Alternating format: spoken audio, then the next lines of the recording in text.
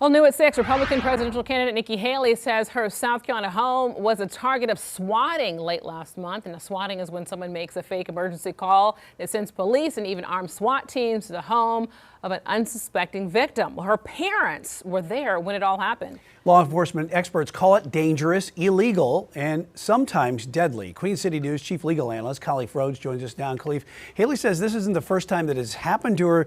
We've seen these kind of swatting calls on the rise, but you don't normally see it for a presidential candidate. You don't, but you have seen them in the former president's legal cases. The two judges that are doing his most recent cases, New York Judge Ageron and Chuckin in D.C., both homes were swatted. And so you've had a number of people. There's a thread there. Right. There's a thread there that's happening, but it's not just on the Republican side, on the Democratic side. You've seen this as well. It opens a Pandora's box because these are so dangerous. You have a number of folks that are rushing to the scene because when someone calls you when they're in the middle of an emergency, you want people to appear. You want them to show up. And if they're saying, I just killed someone, normally the officers appearing are coming guns blazing, ready to defend themselves, ready to save anyone in the house. And then if it's nothing actually happening, it's a waste of taxpayer dollars, it's a waste of resources, and it may slow down the response time because now you have to evaluate if the situation is actually happening. Right, and you also think about the people inside. In this case, for Nikki Haley's parents to be in there. I mean, come on now, when our parents stay at our homes, a lot of times they don't know even how to work the alarm system. They don't know what the code is. At all. You got people showing up with guns. Right. I mean, very, very serious here. What charges can the caller face? I mean, we're making a false police report is going to be the first thing, and then that's probably going to be the largest one. But I think it's even worse than the charges is the type of technology we'll need to prevent these types of things is something that I'm thinking about. Most of these said that there was an individual that named himself Jamal, which I take offense for that because that's my middle name.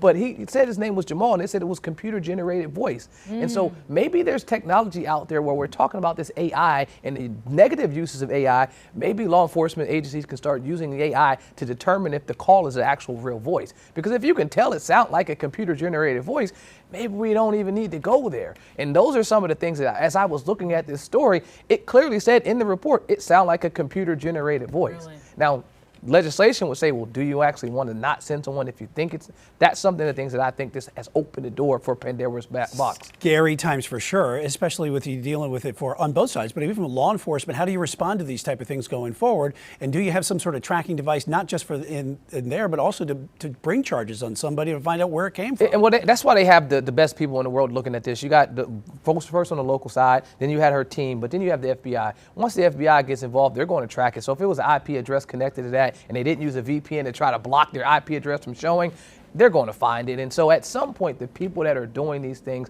it'll come to task. But I think the larger question is, how do you police this internally? How do you come up with policies to ensure that you're not wasting resources? And I mean, because they're going to report and show up as if it's occurring.